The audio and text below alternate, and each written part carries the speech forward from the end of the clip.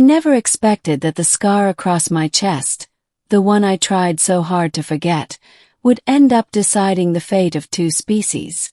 Back then, I was just Captain Rowan Hale of the Terran Frontier Corps, ex-soldier, explorer, and reluctant diplomat.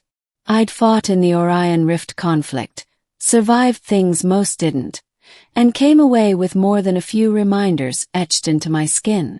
The worst of them was a jagged scar running from my collarbone to my ribs, a reminder of the energy blade that nearly killed me. I always kept it covered. But scars, physical or otherwise, have a way of resurfacing when the universe wants to test you. When the Ketheri called for peace talks, Command insisted I lead the envoy. They said the alien queen trusted me after I'd saved a Ketheri prince in a skirmish years prior. I never expected to stand face to face with her again, Queen Seraxis, ruler of the crystalline empire that once vowed humanity's extinction. Her palace rose from a living mountain, glowing with bioluminescent veins that pulsed like a heartbeat. The air shimmered with strange spores that tasted like electricity. I couldn't shake the unease crawling across my skin. The Ketheri were tall, sleek, their blue-silver bodies draped in living garments that flowed like liquid metal. They moved in sync, their eyes glimmering like starlight trapped in ice. But the queen, she was something else entirely. As she approached, the palace dimmed as though bowing to her. Her body shimmered with crystalline plates that shifted like breathing armor. Her eyes, 6 of them, burned molten gold. When she spoke, her voice rang like chimes resonating through my bones. "Rowan Hale," she said. "Human who carries memory of battle within flesh." I bowed stiffly. "Your Majesty, I come for peace." Her mandibles twitched, a gesture I had come to learn was contemplative, not hostile. Peace demands truth, and truth demands scars. I didn't understand then. Soon would. She dismissed her guards and beckoned me deeper into the palace. The halls were silent except for the soft hum of organic systems pulsing through the walls.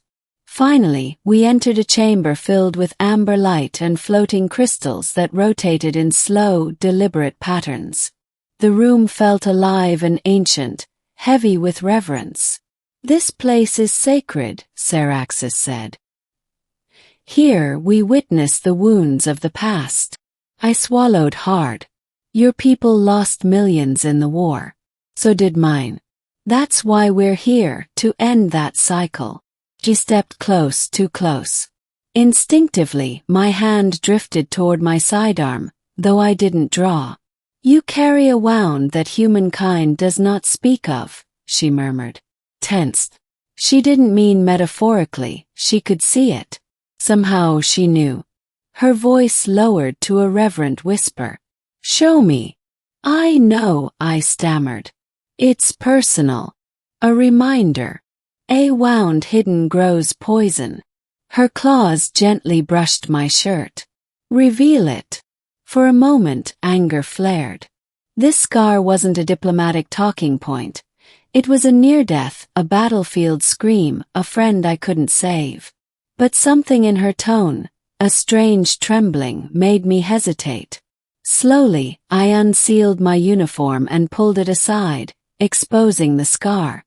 Pale raised flesh. Only human. Her reaction was immediate and terrifying. She recoiled as though struck, then seized my wrist with trembling claws. Her eyes dilated, pupils expanding until they swallowed the gold entirely. Her crystalline plates quivered like shuddering glass. Then she touched the scar. Felt like fire and ice and lightning all at once. Gasp. But she was the one who fell, dropping to her knees, body convulsing.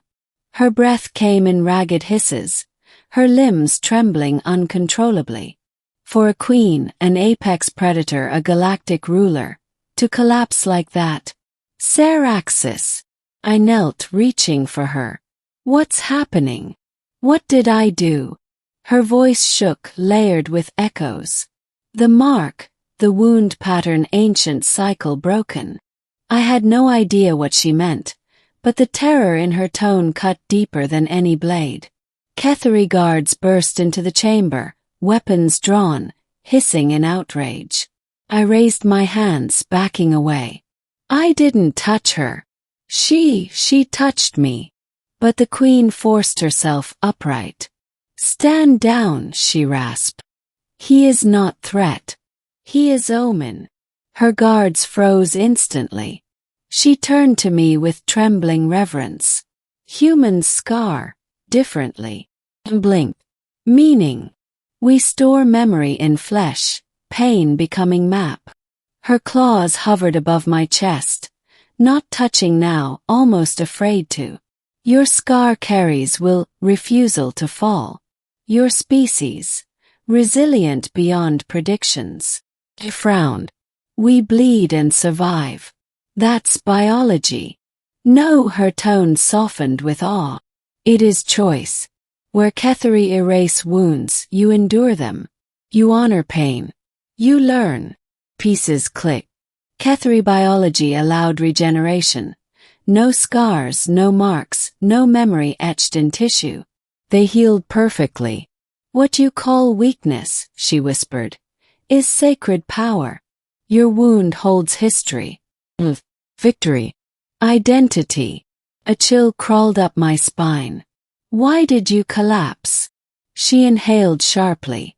Our ancient texts speak of beings who carry pain like weapon, who scar and rise stronger. A prophecy of the shattered star. That peace would come when a scarred one stood before the crystal throne. And you think that's me? I do not think. Her voice trembled. I felt. Your scar, your story, struck my core. She motioned and the chamber walls shifted, revealing carvings. Humanoid figures with marks carved across their chests, kneeling before crystalline monarchs. My skin prickled.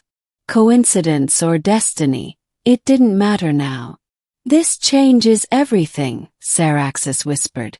War leaders will fear what they do not understand. They will try to kill you. Story of my life, I muttered. Her mandibles clicked in what I suddenly realized was amusement. You would joke in prophecy's shadow. Helps with the tension. She rose fully then, regal once more, though still shaken. Human Rowan hail. With scar as banner. Will you honor the bond forged here? My heart pounded. What bond? A vow. To heal what war shattered. Not by erasing wounds, but by accepting them. It wasn't the kind of duty you trained for. But looking at her, this powerful alien queen trembling because of my scar, I understood. I will, I said quietly. For both our species. She extended a glowing shard from her chest, alive, humming. Take this. It marks you ally to the Ketheri. Those who threaten you now threaten peace. I accepted it, feeling warmth pulse through my hand. But know this, she added, voice low. There are Ketheri who reject prophecy, who believe scars mean weakness, not strength. They will rise against us. Let them come, I said, though fear twisted in my gut. I didn't survive the rift to fall now. Her eyes softened. You will not face them alone. In the years that followed, that chamber became a new beginning, not just for me and Saraxis, but for two civilizations drowning in old hatred.